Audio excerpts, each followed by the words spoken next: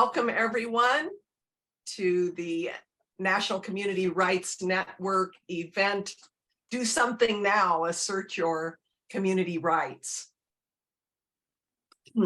Your hosts are myself, Susie from Ohio, Heidi from Virginia, Tom Groover from Colorado, Doug Darrell from New Hampshire, and Nancy Ward from Oregon. So the National Community Rights Network, we formulated some questions for an introductory immersion into community rights. But we have no doubt that people who have been working in this area for decades or years, and also those who have never been exposed to community rights, will definitely take something away tonight. As our speakers answer each question, you're encouraged to put pertinent questions to that discussion into the chat, and Heidi and I will monitor that. And at the end of each question, we'll ask a couple of questions to Ben and Tish. So tonight's event will be 90 minutes long, and we'll make sure that there's 10 to 15 minutes at the end of the program for additional questions. For this last part, please raise a virtual hand so that we can acknowledge you, and also be concise so that other people can also ask their questions. So Nancy will now introduce our speakers and ask the first question. Yeah, thanks so much, Susie. Thank you for everyone for being here today.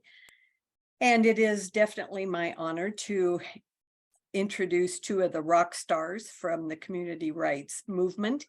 Tish Odell and Ben Price are Community Environmental Legal Defense Fund organizers with over 35 years combined experience working with communities across the country on rights-based laws.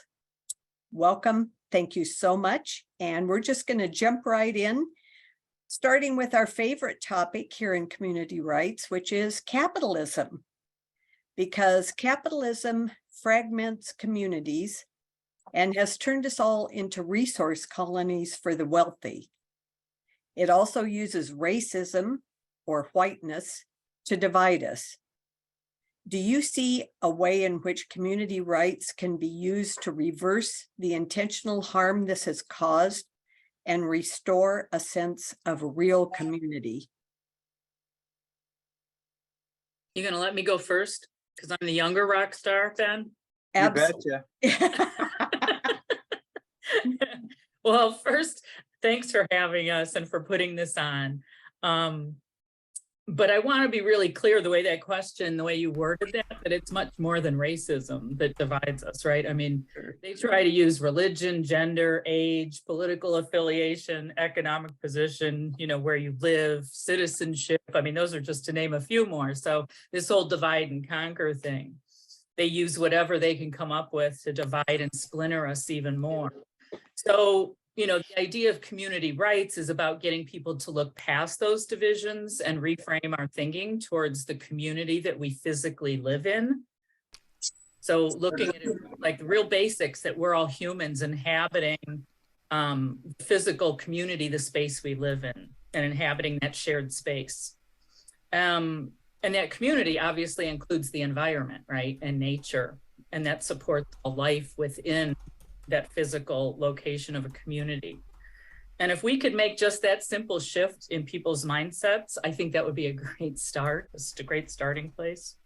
And so capitalism has been part of this and really great at fragmenting the community, I think, by focusing people on being consumers first and instead of community members, and focusing people on their individual gains, right, based on monetary accomplishments. So they fostered that idea that we're all in competition with each other instead of neighbors sharing some common values, like a healthy community with access to basics like clean air, clean water, food, safety for ourselves and our kids. I mean, I think that's like the common values when we talk about having, you know, shared values, and that laws reflect values, that I think we could all start with that point instead of the divisions. but we have to be willing to be open to that and listen to that. Thanks, Tish. I think about this questions like this, and I really appreciate having this as a point of discussion. The word capitalism really, though, is, I think that it's like democracy. People don't really get what those words mean, or maybe they think they get it and they have their own specific meaning for it. But I'll be honest with you, when I think about the system, the culture that we're living in here, and I'm just going to talk about the US, and of course it affects other countries, and it's been adopted and emulated around the world. And now we have neoliberalism and globalization and the rest of it. That's kind of the contagion of this kind of culture. And what kind of culture is it? I think it's totalitarian, because it seeps into every aspect of our lives. When we talk about community, and there isn't even agreement on what that word means. What's capitalism? Well, we don't know. We don't know what democracy is anymore. We think it's just voting for the candidates that the two political parties put up, the choices they give us. And I think that we've got at CELDF and the work that we've been doing and the research that I've been doing, we have a pretty good analysis of what the problem is. And part of it is that people in their communities have been stripped of the ability to make choices for themselves and the place they live in, to protect it, that the choices they make aren't enforceable. I mean, they can make choices, but if you can't make them real in the real world, if you can't say, no, we said no pipeline, and then the pipeline doesn't happen, if that isn't possible in your community, then there isn't a sense of community rights anywhere, but maybe in the people who are being denied that right. I think we only talk about rights when they're the things that are being denied as well. We don't talk about a right to have a cup of coffee because you can just do it. But we do talk about a right to self-government in your community on issues that direct your community directly. We talk about those rights because we're being denied them. And when I say that it's a totalitarian system, I mean that it's seeped into everything, and it's insinuating itself into more and more things: privatization of water, of education, of healthcare, you name it. That's what I mean. It's insinuating itself into everything. Now, what can we do? What can community rights movement do about any of that? Well, getting the analysis, understanding what the problem is, I think that's really important. And I'll finish up here just to say, and it'll kind of leave a question hanging in the air, but we have to have a movement first. Mm-hmm. We have a theory of community rights, but we need a movement.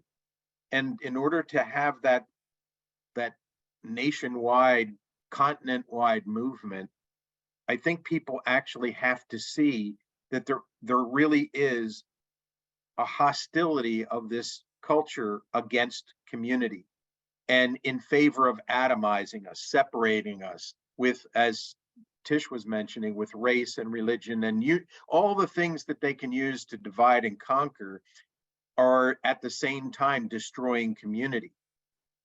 How can we do something about that? Well, we can build community where we live, and that's a personal responsibility for each of us. But then I think we have to figure out how to make obvious to the rest of the country the nature of the problem. And that means making it undeniable that there is an active attack going on against both community and nature.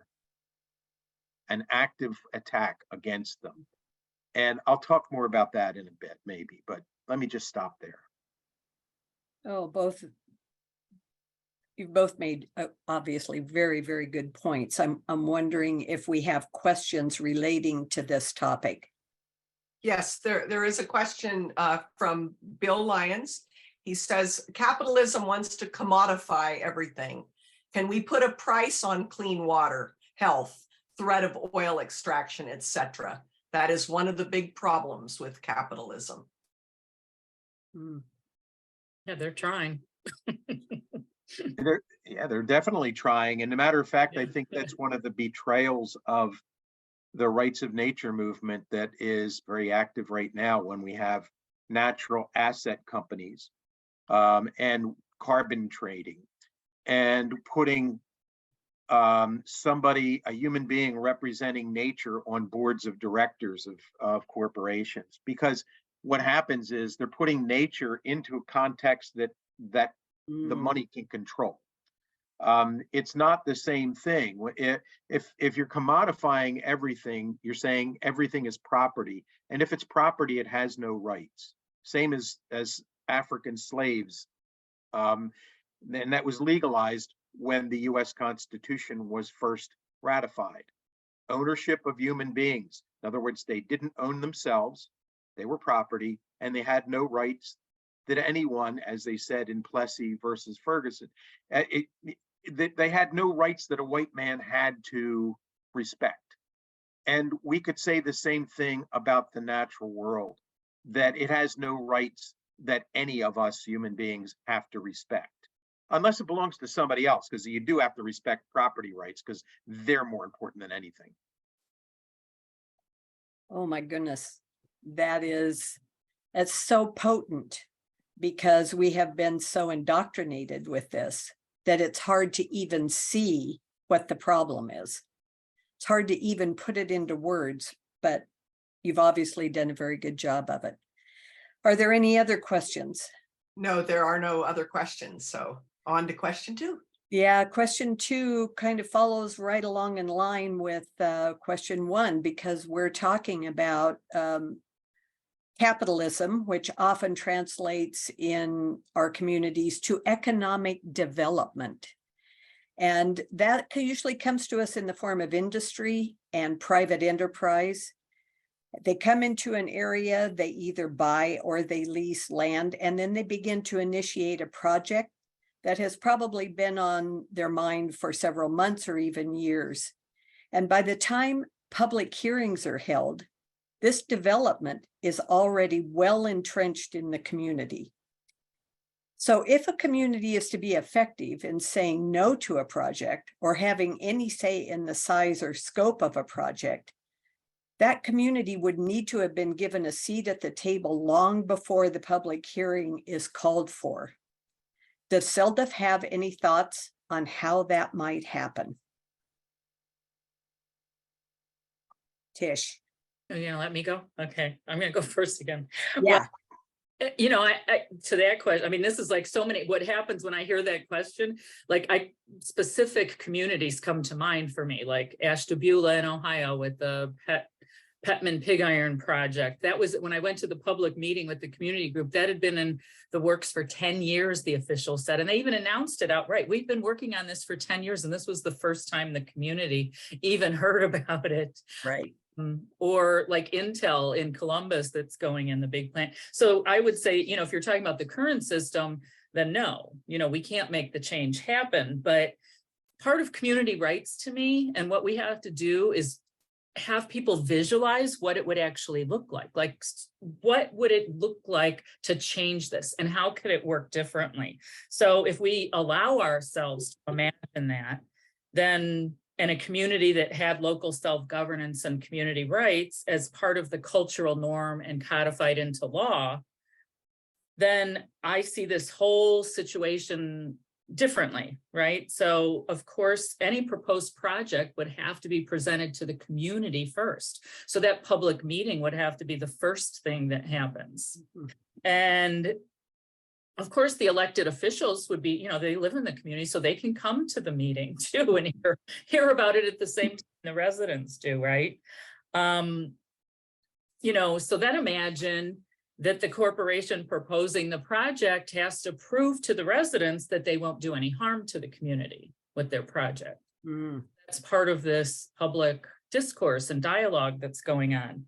And then if we can even imagine it, that instead of just the corporation's experts presenting the project and the facts about it and the data, that there would be other experts at that public meeting that the community may be invited in, so that there's two sides being shown. And And then if we really want to get crazy in our imaginations and thinking about what this could look like, then once all that was done, the people might actually get to vote on if they want to accept the proposed project or not in their community. And if they proceed with it, vote yes for it, then maybe the parameters are even set by the community and not the corporation. So that's just to give like the of what this really could look like if we had, and we could visualize it and then make this real. So I'm going to just end there so you can go on, Ben. Well, I really agree with what you've said, Tish, that it really isn't, we aren't asked if it's okay if these projects are brought into our communities, into our homes, essentially. This is where we live. And we're part of this community and we're part of this local ecosystem, because we're just going to be talking about, when it comes to nature, that we are nature. We're not separate from it. I know our culture says it, that we are, and that's to justify the ownership of it. You know, it's the same thing that justified the ownership of other human beings, to say, well, we're so different, we're so superior. And that's the same model that's being used by the corporations that come into our community, saying, well, we're much more important. But you know, our communities, they are our homes. They're not the houses homes, but they're our homes. And when I think about a home, where do people gather and talk, you know, with friends and so forth in a home? It's around the kitchen table kind of a thing. That's what I picture. If you're going to have a table, why is it that we're thrilled? I mean, honestly, you know, folks working, you know, with good heart, but for the environment. And then when they get a seat at the table, so to speak, they're thrilled. Oh, we were invited in to give our opinions, to air out our concerns. And then the decisions are made based on whether those concerns mattered to the people who will really make the decisions, and that's not the community. Well, darn it, the community we should just say, it's the community's table, it's their kitchen, it's their home, and they will decide who to invite into their home, and they'll decide who will be able to stay for dinner and who won't. And you know, those types of things. I mean, it's that kind of a model of, if we're talking about what's community rights, it's that basic. It's really about the kitchen table. It's really about the ethics and the manners, if you will. There are no manners in the current situation. The bulldozers and the dump trucks come in after, well, you know, maybe there's been a little bit of a conversation with the community. They come in and they do a presentation, you know, and that's all it is. They've got an easel and they put up pictures, and there it is. And there you have it, folks. That's what we're going to do. Thanks for listening. See you. Well, that's just not good enough. And one of the biggest problems I have with the experience that we have with working with communities is that we've been so conditioned to accept that as the way it is, that we can't change it, that there's no way to get around it. That when we get a little concession, we walk away saying, well, we got that, we have to declare victory. This is really an important victory for us. And then we say, isn't it wonderful that we got the setbacks for the wells to pull the gas out of the ground? Now they have to be 300 feet from the streams, not just 100 feet, or whatever the distance turns out to be. But you're still getting it, and they're still going to be sinking those wells down in through the aquifer, where a lot of communities get their drinking water, and all of those problems and concerns. But consultation, you know, that's one of the things with Native peoples in both US and Canada. Canada particularly has this thing about, you have to consult the Indigenous people. And consultation has been devolved into just sending them a letter saying, here's what we're going to do. Sorry, you didn't come in and ask for a seat at my table, in my kitchen, in my community. You don't get to come in. Or you are invading my home. if we haven't given you permission. And it's not about property, it's about community. This isn't about one person saying you can't do it because it's my property. This is about a collective right to decide the future of the place you live in and decide how to protect it from harm, because that's what you do when you love something. And if we don't love our homes, well, I think all is lost for this culture. So I'll just end it there. Yeah, well, and just to, the reason I gave this story, because I think that's the problem, like Ben touched on that we think, well, this is how it is. There's nothing we can do to change it. And I think part of the movement has to be for change is showing people, explaining to them a different way that it could be, because they can't sometimes imagine that on their own. And so if we provide the alternative, this is what it could look like, that gets them then, oh, well, yeah, I like that idea better, right? I want that to make that real. They have to like be able to see it and want that, and then they will join. But if we just don't give them a picture of what it could look like and frame it that way for them, it could be different. Why would they want to work toward? They don't understand what you're talking about. No, and I mean, just for me being in this work, it's like I salivate at the thought of the table being ours, and we're the ones sending out the invitations. Yes, you may come and speak to us. Yes, you may present your project. So Heidi, do you have other people that have been asking questions?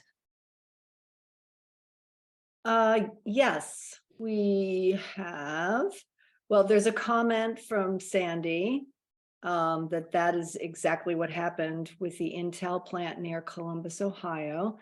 And then Bob, not sure how to pronounce that, so I'll just say Bob. Are there any parts of the world where community rights have taken hold? Is one question. I'll say that it's a word problem. You know, what do you mean community rights? Well, where you don't have a violation of rights, you don't mention that we have an issue about community rights. And so are there places where people can actually have self-determination at the local level? Sure. And they're probably scattered around the world. And prior to there being nation states and prior to there being empires and colonial powers and all of that, yeah, there was a fair amount of self-determination at local levels. But I'm reminded of a political cartoon when the US invaded Iraq, you know, based on the false claim of they were harboring weapons of mass destruction. And the cartoon was, I think it was US soldiers standing there, there's a tank and there's soldiers with their guns and all. And they're looking at the desert, and, you know, there's some oil rigs there. And they said, how did all these Arabs come to live on top of our oil? Well, that's what you call the violation of community rights. But, you know, if you're living in a place and you don't have colonizers coming in, like corporations shoving pipelines through your community, or wells for, you know, we're going to siphon off your water and privatize it and all the rest of it, you don't worry about if you have community rights. What you do is you work to build your community and keep it functioning. And that doesn't mean everybody agreeing and everybody looking the same. That means everybody figuring out how to get along even when they don't look the same or think the same, because that's a community. Hmm. And I also wouldn't use that as a basis for not doing it, right? I mean, people, Right. there has to be first, right? So just because whether there is or isn't, to me, isn't as important as if you believe it and you think it's worth fighting for, because, you know, that's the only way. I mean, there had to be a first everywhere, right? There had to be Right. first people fighting slavery, you know, the abolitionists, there had to be, you know, people fighting for all different things, women's suffrage, all the things. So It always starts with one, and then That's it right. goes from there. Any other questions, Heidi? We do. We have another question, and then I also just want to point out that Susie put a link to eco-jurisprudence in the chat that you might want to look at, and then with a brief explanation. So the question is from Phil. How do you go about building the community? We are so imprisoned by the current structure that keeps community out. It's a really good question, and it doesn't have a whole lot to do with forming nonprofits and NGOs and movement building, because how do you build a community? I'm not talking about an online community. We call them that sometimes. Maybe this right here is an online community, but I'm talking about a community that's place-based. How do you go about building a community in a particular place, living within a particular ecosystem? You know, if there's going to be ecological jurisprudence, well, that's about how the law is going to sort out when there's differences. But how do people create community in a particular place?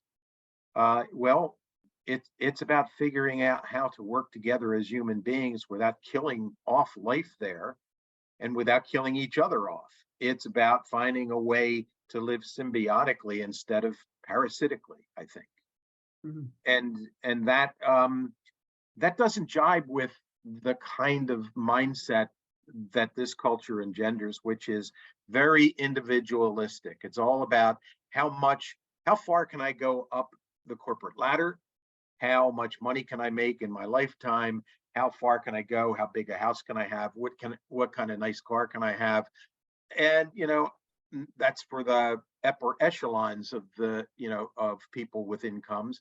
And then for the others, it's how do I just get up and survive? How do I keep the rain off my head? How do I get a meal tomorrow? You know, and all of that.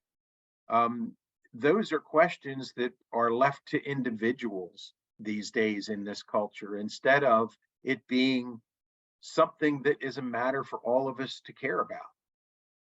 And when all I do is care about myself and how well I do financially, I'm abandoning the community. Quite frankly, that is an abandonment of your community. Now you can say, well, yeah, that's when you're really greedy. Well, right, that's what greed is. It's not just I want to accumulate more. It's also I want a lot less to do with you because you'll just want what I got. And it's very protective of, because, and I'm not saying there's no kind of property or ownership that you can have. You should be able to claim that nobody else can take your clothes or your house or whatever, but the massive accumulation of wealth and goodies and things that no one, who could spend $1 billion in a lifetime? You know, I mean, it's ridiculous. But property and monopolizing so-called resources, I don't think we should call them that, but monopolizing parts of the planet, the land and what's under it and what grows on it and all of that, to claim monopoly control of that, that's what ownership is. It's my own. I own it. It's my own. And that means that your individuality is more important than any connections you have, not only to other people, but to the natural world. You've severed your connections. If we're going to build community, let's reverse engineer that. Let's build those connections back. And that means, I'll just say from my perspective, it means we're going to have to look at materialism not as a good thing as this culture does. I wrote a piece about it recently, and I mentioned that materialism is substance abuse, literally. Think about the words, substance. Materialism is substance abuse. It's an illness, and we need to cure ourselves of it. Any thoughts, Tish? Yeah, what Ben says takes 10 minutes to say. I'll sum up in like a sentence for you. Thank you. My thing is, it's like, let's talk to your neighbors. Like, I just like laugh because it's like that's how they've destroyed community. They've made us afraid of our neighbors.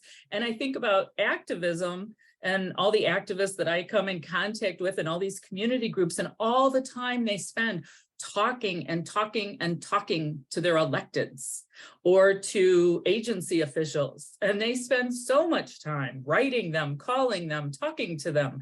And I'm like, if they took half that time and started talking to their neighbors and engaging them in conversations, I wonder like how much further along we'd be in this. Because so yeah, how do you build community? It's again, I mean, I think about my community when I was growing up, it was so much different. I mean, we knew all the people on the street. We used to plan street activities together. Some of them were goofy, or we might have a yard sale, but for the whole street, or what, block parties, things. I mean, that's how you build community. We know how to do this. They tore it apart. And I think some of the younger people didn't have that experience. So maybe that's where us older people could come in and teach them again that stuff. That's how you can, build your community back. Because it's about relationships, and you first have to get to know these people, and have conversations. Will we agree on everything? No, we'll have differences on things, but that's what makes a community vibrant.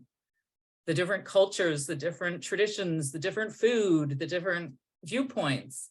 I mean, if we didn't have that, we'd be robots instead of humans. And I think there's a certain segment of the corporate state that would love it if we all became robots. And I think they're working on that. So we have to fight to stay human. Hey, Tish, that was more than a few words. Sorry, I got going. But they were good. Started out as one sentence. Yeah. No, they were very valuable. I just had to give you a bad time. That's all right. I can take it. I know you can. In all the discussion that we've been talking about up until now, the one thing we haven't touched on is how the use of the mantra jobs, jobs, jobs is a way to sell projects in our community. And the fact of the matter is we do have to have jobs. We don't live in a society that will take care of us. We need to take care of ourselves. And so if we're going to be able to counteract this constant refrain from our elected officials, we're doing it in order to supply jobs so that you can be safe in your community. And in my community, they say, so that you don't have to drive so far, so that you can live in the community and you can work in the community. You don't have to commute outside of the community. How do we overcome that refrain of jobs, jobs, jobs? Ben, why don't you start with that one? Sure. Well, you're right that when you say, well, we all need jobs. Well, I would say currently it feels that way. But jobs isn't the way people have lived throughout most of human history. They didn't go and work for someone else who decided what portion of the value of their work they would get back from their employer, because it's certainly not 100%. It's certainly not 50%, because that's what profit is. It's the amount that the employer keeps and doesn't give to the person who created that value. And that's, that's still, that fact isn't enough to make people walk away and say, oh, I don't need a job, because they still need it, because they're dependent. And that's I think at the core of it is that we're dependent, because that's the system we have, and surviving and living in community, at least what there is of it, living, keeping up with the Joneses, if you will. You can't do that without the job. But I feel like the job, it's really kind of a bribe that each of us is offered in exchange for our complicity as collaborators in this kind of a war against community and nature. Why is it so hard for us to actually protect the environment? Why is it so hard for us to create communities where people can protect their homes, their land base from the things that are killing life on the planet? Well, we've been made dependent on it, and in a sense, we're collaborators. We really are complicit in what is happening to the planet, and I think it's honest for us to be able to say that, and I don't think we have been honest about it. very much up to this point. You know, the idea of recycling and things like that. Well, that's kind of alleviating our sense of guilt, but it really doesn't create the outcome of saving the planet from what we're doing. We have this ongoing cycle of, you know, extract, produce, consume, dispose. You know, that's our system, and we fit into it. Our jobs fit into that production part, and we make enough money then to buy back what we've created. You know, it's kind of a shell game. We don't create the exact things that we make, but we end up buying the stuff somebody else made with money that we made on making the other things they're buying. It's a shell game, and it's, well, we feel like it's necessary, and it is necessary for people to survive and to be able to have a meal and to, you know, have shelter and clothing, but it's not the only way to do it. Back one last piece to connect to the last. How do we create community? And Tish's answer about very practical, you know, kitchen table things, sitting down, talking to your neighbors. Eventually, we'll figure out collectively that this is a shell game that is not working out for our benefit, but keeping us apart, not talking to each other, not having community has been very successful in keeping us getting up in the morning with the alarm clock, driving, you know, and half an hour or more to our jobs, staying all kinds of hours, shipping our kids off to schools that we don't see. We let other people raise our children, and then going back home to sleep so we can do it again. What if we talk to each other? What if, you know, you go to your employer and they say, well, nobody's supposed to know how much anybody else makes. Nobody's supposed to. It's all about keeping the facts and the conversations that you would normally have with other human beings from not happening. Let's start having those conversations and open up all of the locked doors and the cabinets and say, you know, no, we do this our whole, you know, we give all these hours and days and years of our lives to these jobs. Let's take back control of them. Well, for sure, transparency is very radical. I mean, It shouldn't be, but industry it is. does not like transparency. Our government does not like transparency. Yeah, well, we're allowed to have free speech. We're just not allowed to have free thinking. Right. So what you can speak about is very narrowed down, but you're free to do it. Yeah, I would just like to just really quickly add to that. Like, I agree, like when you started out, Nancy, saying we all need a job, right? Well, and I think then the follow-up question to that is, but at what cost, right? Because you're getting something, but what's the cost of that job? And I mean, I know in my own personal life, I've had to weigh decisions, right? Like big decisions, taking a job, not buying, you know, a new TV or something, you know, that whatever in your house, a new roof on your house. And you weigh the costs and the benefits. And it just seems like when you know, and we've seen this in so many communities, the opposite touts that it's going to bring this many jobs, this much revenue. And we look at that one side of the equation.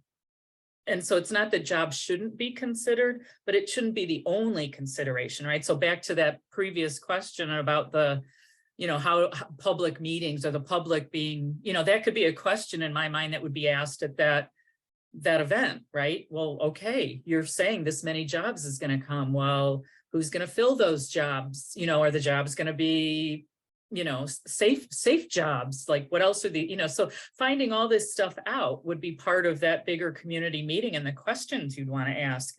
And I would think you also want to consider, you know, how those jobs are not going to impact your community, but other communities. So it brings up that idea of responsibility and obligations that we have.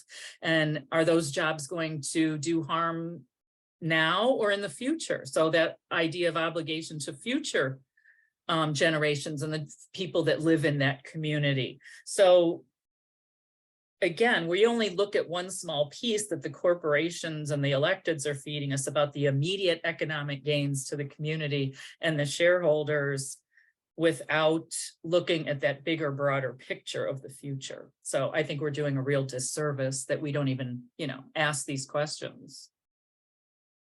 Well, and isn't it sad that we don't even think to ask the questions? Right. We don't think it's our right to ask the questions. Right. I think Paul is trying to raise his hand. I see him. Yeah. Do you see? Yeah, I'd like to make a comment, not necessarily a question. Yahweh Scano Gogwego, Onando Waka Nia. I'm a Seneca nation from inside New York State, located near Buffalo, New York. I understand this committee rights network, what you're looking for is community, but we face the same thing, even though we're invisible, with destruction of our community and genocidal attempts for 500 years. I'm just trying to give you a Native American, an indigenous perspective on this.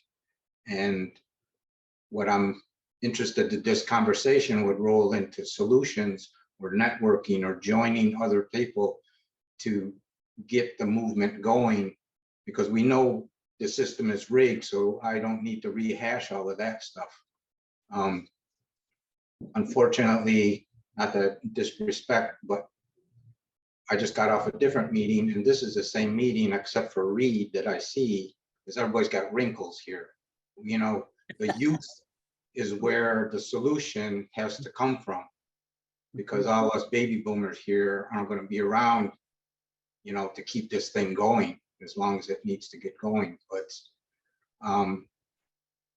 here at our reserve, or nation, I guess you could call it, I'm kind of a, anyway, I fought against a hydrogen manufacturing plant that they chose to put on our border, because we're sacrifice zones, whether it's New York State, Arizona, or your communities. When I worked with a different community about 40 minutes from here about putting solar panels on our burial grounds, that town of Rush got to experience exactly what we're going through. I'm sure, or any of other people on the screen here, that they got rolled over in New York State, the 94C, they were denied partnership. The residents group I'm talking about that fought the solar panels, and the ORES decision went against them. We had meetings, public comment, all that stuff. I had a rally of 150 people during the pandemic of our ancestral homelands being in that area. And so I'm just trying to join with you guys that you're in the same shoes that we are in. The small communities, they're trying to split you up. They're trying to, force their will on you so that you don't have rights. And I mean, technically, I always say the only right you have is to know the right from wrong. Other than that, you don't have any rights. But just getting to my point, I'm just trying to make sure that whether Reed wants to speak up, where collectively we come up, we all have good minds on this screen. We're all clear thinkers. So we all can come up with ideas to get this thing going, and then, put them together. I listened to another speaker names as far as the indigenous people. I kind of got on board with this a year ago, that see, the nature rights is basically the indigenous rights that we're talking about, because of our Mother Earth as being our mother. So anything that's connected with a project, and when you're talking about consultation, the United States didn't sign on to the rights of indigenous, UN indigenous rights on that. 4 countries didn't: New Zealand, Canada, United States. So they don't want to consult with us. You know, Obama only gave like, we'll agree to it in principle years later. They didn't sign on to it. So what I'm saying is you're not going to get, I know what it's like not to get any help from anywhere, and what I have to face against government officials, local, state, or otherwise government.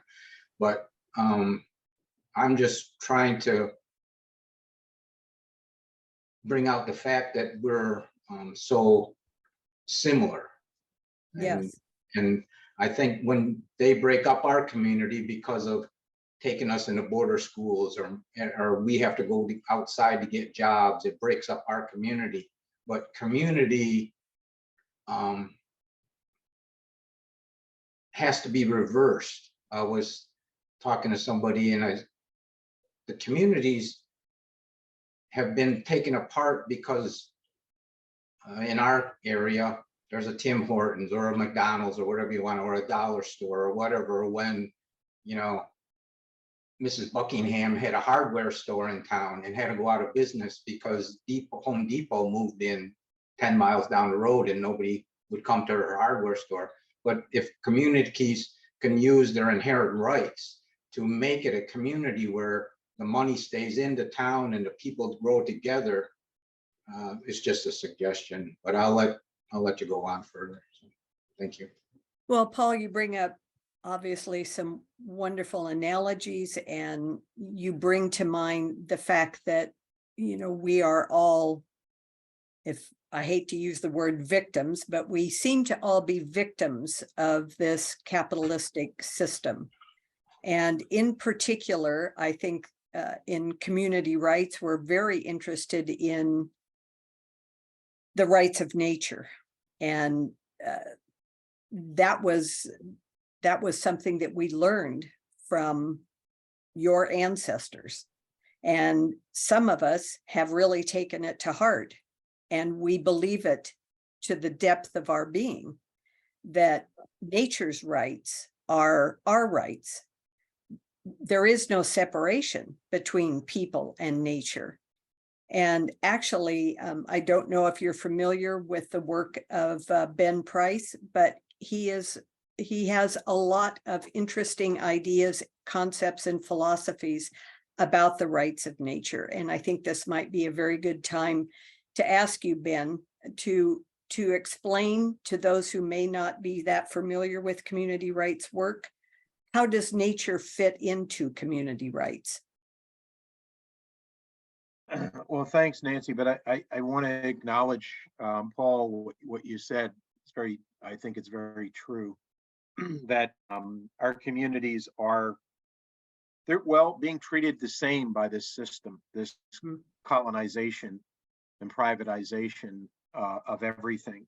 And it is about continuing to separate people, human beings, whatever their heritage is, from nature. Because if we have connection with nature, we're more likely not to go along with this project of privatization and centralization of ownership and power. But when you say, and I very much heard what you said, that we need to know how we're going to get together, how we're going to work together and do something. And building that movement is what we need to do. We have all kinds of, and thank you, Nancy, for your kind words. I think that we have an analysis, we have theories, we have philosophies, all of those things. But in the end, there's still fancy words for things. They're not the actions that are needed. And it's okay. We, people like me, we need to figure out how to clear out the words that don't make any sense that we've accumulated over the years, and put in some that do. And community, to me, is one of them. And simple things, as Tish put it, in much more simple ways. It's about how we relate. It's about right relationship. And that's something that we've learned from Native people, from the indigenous people, is it's about right relationship. It's not really about rights. It's about right relationship. Because rights are about law. Laws, most I would say that our laws generally protect privilege, not rights. Our laws generally protect property, and that's part of privilege, not rights. They don't protect people and communities. And I've tried to indicate that there's a difference between us as individuals and us as parts of communities. And we've been taught to cherish the individual part. And I am trying to answer your question in a sense too, Nancy, that rights of nature isn't about we need to figure out a really bulletproof legal regime that's going to stop people from killing the planet. We actually have to make people different than they are now. Because if we don't, it's going to keep going on. Law has been built to protect privilege, and most of it does that. It doesn't protect things that we value, that we cherish. That's what I think of as what rights are. They're the things that we value and cherish, and that's what rights of anything is going to protect, is those values that we cherish. Why do we cherish owning crap? Molded pieces of plastic. I mean, our cars are 90% plastic, and it's killing the planet, taking them out of that stuff. And all of our foods are wrapped in it, and all of our bodies have nanoparticles running around in it. Well, that's what I'm getting at, is our laws are unnatural, and they force us into an unnatural relationship with reality. Because in a way, I want to stop calling it nature. It's what's real. It's really, really there. What's really not here is our laws and our property and our borders and boundaries. You can't see them from space. They're invisible because they're not really there. The only place they live is in our heads and in our beliefs. And then we act on our beliefs and on all the words all the lawyers churn around in court. Well, we are living in a pathological society because we believe that what is a bunch of hot air is real, and what's right in front of us and we can touch and feel and eat and love isn't real. That's just property. That's stuff that somebody can own. You can buy it, and then you can sell it if you got enough money. So rights of nature, to me, isn't just about coming up with nice laws.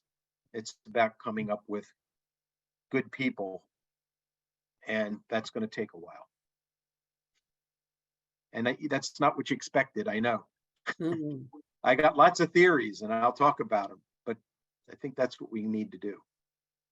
Well, and I'd like to put the onus on Tish to address Paul's question about taking action.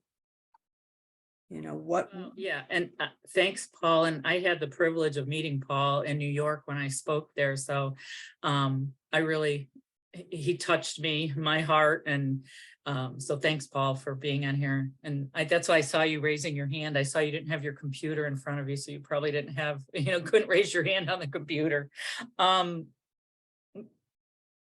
I guess, part of this, there's so much going through my mind right now, like, what to address first, but that whole idea, I thank Paul and the other Indigenous people who've been willing to have conversations with me, because I know, and I've learned so much and evolved over the last, decade. I mean, I didn't know any Indigenous people growing up. And so that comes back to, all I knew was what I read in books, right? And the warped history that we're taught in school. And so it gets back to me about that idea of community and then talking to each other, because again, if we talk to each other, that's actually what scares the system the most. And I realized that when in Ohio, we've had a big, fight by the state. They've actually passed laws to stop us from doing initiatives. And why are initiatives so threatening? Because I kept thinking about this, because they already have all the levers in place, right? And they've added other ones where the BOE, the Board of Elections, can keep our initiative off the ballot. The Secretary of State can keep it off the ballot. The courts can overturn our laws even if we do pass them. The corporations spend millions of dollars if they're on the ballot, so the people vote against their own best interests. So why are they, so interested in completely stopping us with preemption laws. And it dawned on me, it's because they don't want us talking to our neighbors. That's the more we talk to our neighbors and educate more people, that can create a cultural shift, just like what we're doing here. They would hate this. And if they knew we were doing it, I'm sure they'd shut it down, right? Because we're sharing ideas about a different way of thinking and a different way of creating the future. And so I'm so grateful that Paul, came to that event. He took the time. We talked afterwards. We've had a conversation on the phone, and all the other people who, the African-American Black people who are willing to have conversations, and even the books they've written about their stories, because we can learn from that. And that's us joining together, like from the beginning question, right? It doesn't matter what color we are, what religion we are. I took a tour of a mosque, it was so different than what I knew, but I think we need to do much more of that in our communities to build those connections, that we're all talking about have to happen. And as the Sundance, my first, Indigenous person I had conversation with said to me years ago, but it wasn't directly to me, said it to the group, and it stuck with me always, was he said, what you do to me, you do to yourselves. And at the time it didn't resonate, and now I completely understand. So yes, there's a lot of knowledge and wisdom that we need to learn, absorb, listen, and then put it into this work, I think. And I haven't been paying close attention, but I think there are lots of questions coming into chat. Do we have a couple that we want to put out there right now? Well, I see one that says, does Reed have something to add from his perspective? I know Paul had mentioned Reed. Hi, yeah. Can everybody hear me? Yes. Hi, everybody. Well, I'm pretty young, and I'm pretty early into this process of decolonization of my mind and body. But I'm here at Ohio University, and what we're trying to do is to pull people together and have a conversation about this. I think that's an important part. Everybody's so transitory, and I think we have to make our connections on a deeper level than what we're making them now. I think we have to care about each other across state lines for this to really happen. And for everybody else, there is youth energy. So put yourself out there, and young people will come to you. Thank you for being with us tonight, Reed. We really appreciate it. There is another question here from Blake. It says two questions. First, so grateful for everything you all shared. Two questions. How would you compare the rights that are embedded within a governance body and the rights that weave all our communities of all living beings and systems together? And then how does this connect to the roles and responsibilities we all share towards each other? That's a really good question. And it's, it's ironic. You've got the rights, the legal rights, and you have the rights, R-I-T-E-S, kind of they're expressions. They're human expressions of our relationships that we have, and they're a way to remember those relationships. And I think it is what's missing. And it's one thing that I heard when I gathered with folks in Siena in October to talk about rights of nature. And what I heard from Indigenous people was one of the things that really stuck in my mind was, well, if you really want to do something, you need to adopt rights, and they meant R-I-T-E-S. You need to create your own habits that reinforce these relationships, not just of well, I respect your rights, Mother Nature. No. Your responsibilities, that there's some reciprocity here, that there's some gratefulness for what you get from being allowed to have this life here. You know, it's a we don't think about how magical it is, but it's pretty darn magical that I can sit here and see you folks and talk with you and hear you. And it is an astounding truth that we take for granted. And we're not very, well, spiritual about it. We're not very reverent about it.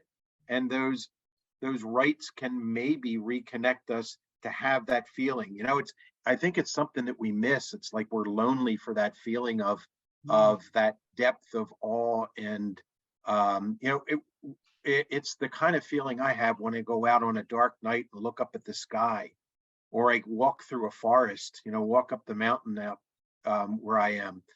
And it's, there's something amazing about it. And you don't get that from listening to the news.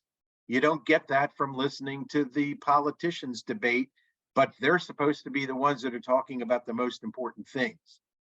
And they're not talking about anything particularly important other than how to keep things going the way they're going. The very thing we don't want. Right. It's a lot of that is that connection, right? That we were talking, we're missing. And just so everyone on the call knows, you're on the second screen for me, Blake and Sinsoon. So they're the ones that designed our Rights of Nature logo, in case, if you've seen it. So that beautiful, they did that. But the idea of right, you know, that idea of rights, R-I-T-E-S, and it's like, that's how disconnected. And we as white people, you know, in our culture, you don't even realize sometimes how disconnected we are. So I read somewhere, it was in a book, I think, and I started doing this. So every time I pick, like I grow herbs around my house. And so when I pick them now, I like thank them, you know, I'm like, oh, thank you for making my salad taste so good. You know, little things, or I have a bird feeder, and when I feed, you know, and I'm like, I talk to the birds when I'm outside now. You know, so my neighbors probably think I'm the crazy woman on the street, but I'm like, yep, I'm here. I know it's, you know, well, it's not always cold here. It's supposed to be in February, but you know, here, I'll fill the feeder for you. I hope you guys like this one, you know, but you start, and it feels weird at first. I mean, I'll be honest, but it becomes so much more natural the more you do it. And if we would just do these little things, it could make a huge difference in shifting, you know, our thinking, and try, you know, talk to your neighbor about it, see if they'll do it.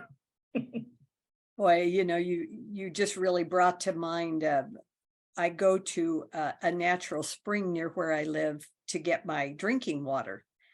And the last time I went, there were these beautiful flowers placed all around the opening where the water comes out. And I swear it almost made me cry. And I thought, my gosh, you know, how beautiful. And why haven't I been doing this? And why does this not come naturally to me? And yet the minute I saw it, it connected so deeply with me. It's like, you know, it kind of leads into this next question that we were going to ask, and it's about a shift in consciousness.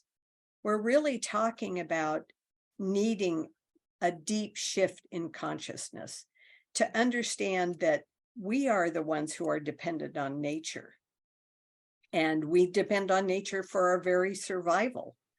It's not the other way around. And yet we don't seem to have acknowledged that in a meaningful way that allows people to want to incorporate their whole lifestyle around this way of living. And I'm just wondering if you have thoughts around how we might move that needle a little bit faster than is being moved now. Do you see things happening now that give you hope and make you optimistic? You want me to go, Ben?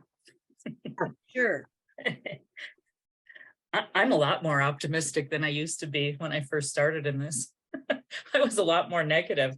And I think a lot of that is part, you know, the evolving and having these conversations. And so for me, you know, this really gives me hope that there's all these people on this call, you know, willing to hear this message. And back to that other, just what you said, Nancy, really hit me, the, you know, the flowers and how it just almost made you cry. I mean, again, us, we've been denying, I think, ourselves and who we really are. You know, that keeps getting pushed down with this capitalistic system and, you know, everything we're bombarded with, all the messaging and the consumerism and all that, but it's still there.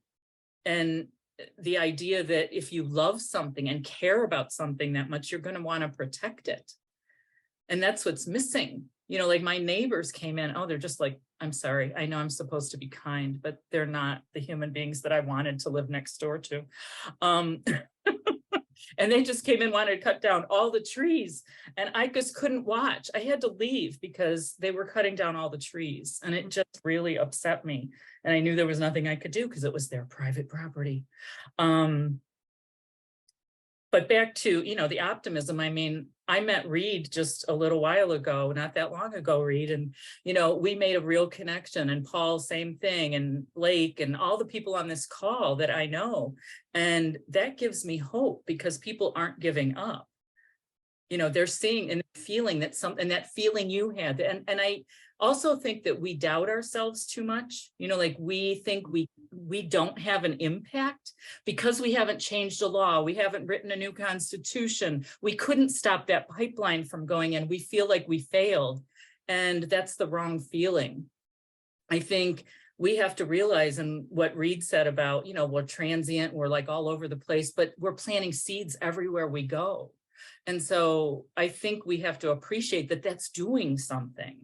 When we talk to our neighbors and have conversations, that's doing something. And we need to stop putting ourselves down. It's the system that tells us, oh, that's not doing anything. You didn't win. You didn't create a whole movement yet. You know, you're not doing anything. But in your heart of your hearts, you have to believe that I am doing something. And I think in the end, that's what'll make the difference.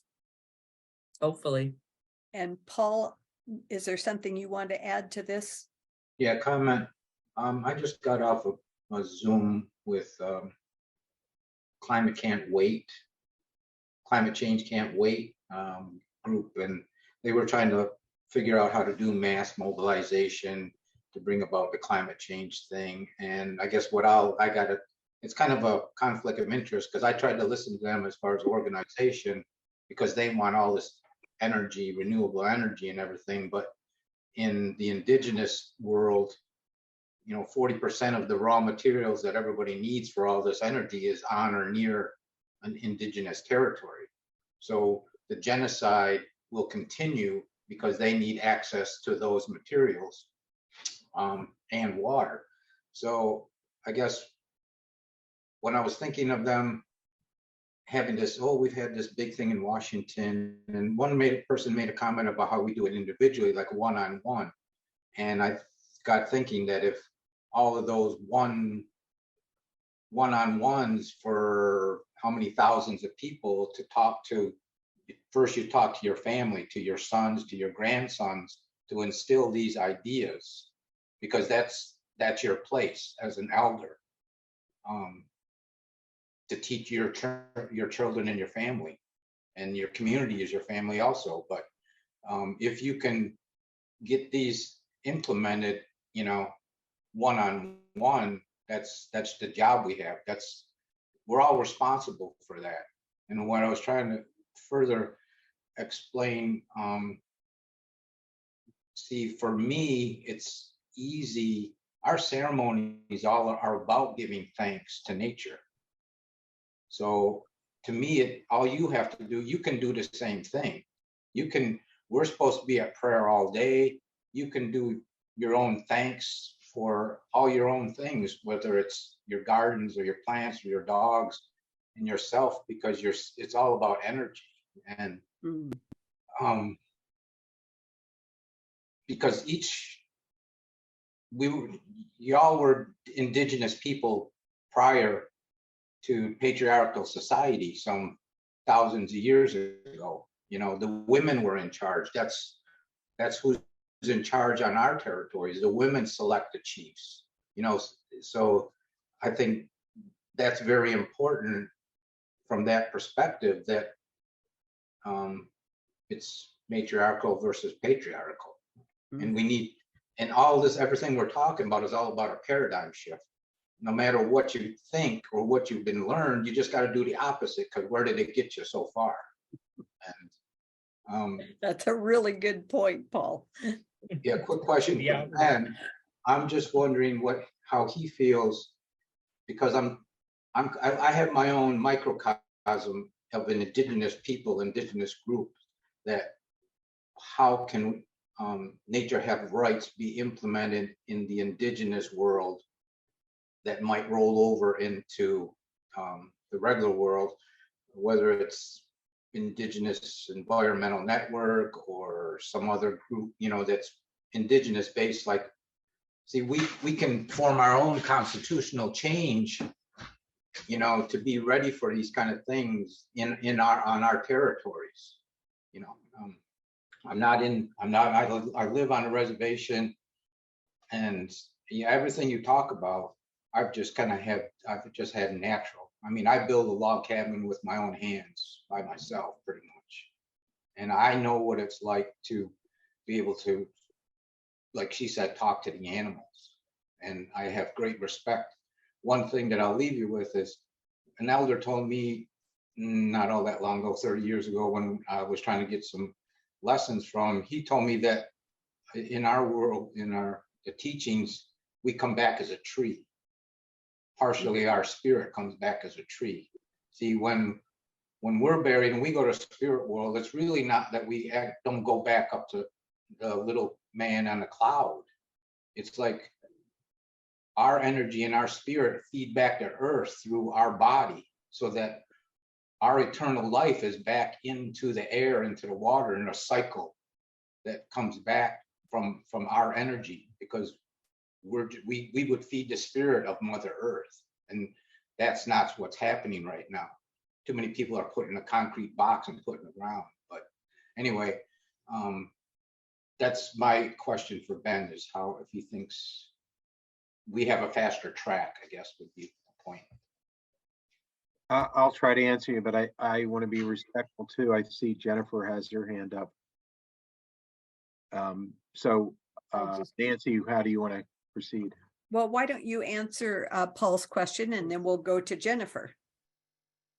Well, I'll just say thank you, Paul, that for the question and for your comments. They're very very welcome. I know I've been working on rights of nature laws for a while, since way back 2006. That's when we first started at this stuff. And I think for the colonizer settler culture, it makes sense that we would go that way, kind of as one of the stepping stones in the right direction. I don't think it's the end all. I don't think it's the answer, the final answer to things. I think that it's a tool for teaching people who've never thought about their relationship to the real world. And see, I didn't say nature this time, but their relationship to the real world. Paul, what you're describing is like the most sane thing that the sane way to think about why, our life, and recycling back in, and we stay as part of the living world. That's our continuity. That's our eternity, if you will. You don't have to believe in something that you can't prove. You can see it right in front of you. That's how life works. That's an amazing thing. And it's not crazy, and it's not, some kind of new age spiritual thing, and people can believe anything they want, but we can see the reality of it. That makes sense to me.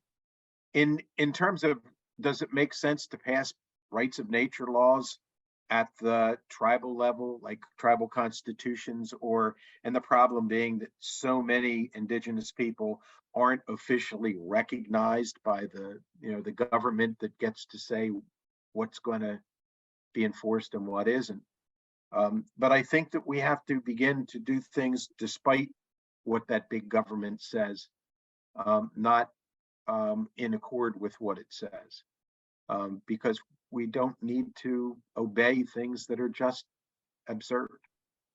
I'd be happy to talk with you, and Tish would, I'm sure, about rights of nature for your people there and what that might look like. And we'd want to learn, not try to tell you what to do. We're learning as we go, but what would be the right way to do it?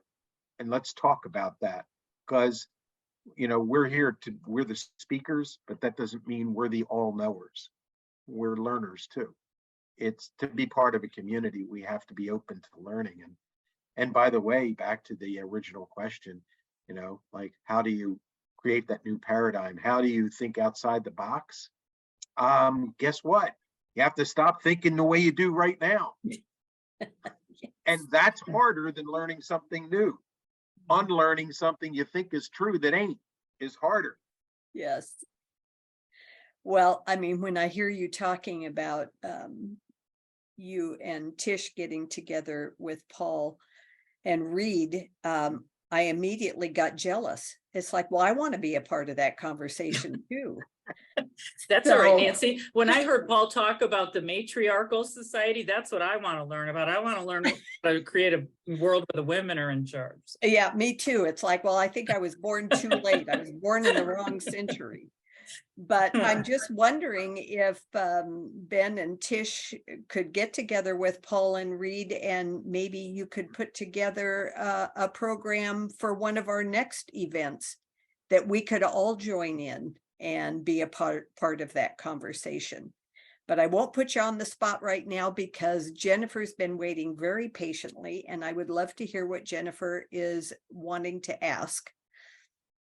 I just wanted to express extreme gratitude for all of the words that have been shared here, and Paul for talking about something that I have been wholeheartedly studying for over a year now, maybe 3 years, and that's matriarchal societal structures. And actually with the intent of not just studying or talking about them, but trying to find a way to reintroduce them into practice at the economic, social, societal, and spiritual level. And I just want to express extreme gratitude to you for bringing that up, and wanted to say that it's made all the difference in the world to me. And I'm still learning. Thank you. Your genetic memory. What's that? Your genetic memory is still intact, so just follow that. The natural way. Yeah, thank you. Oh, and I wanted to say also, one of the things that I discovered as I was learning about this is that the Haudenosaunee, I hope I am saying this correctly. Did I say that properly? I hope. Haudenosaunee. Haudenosaunee. Okay, Haudenosaunee. My pronunciation is difficult sometimes. The early suffragettes encountered your people and saw something entirely different that they had never seen before. And it inspired them to a movement, to a revolution. And that was something that I read about.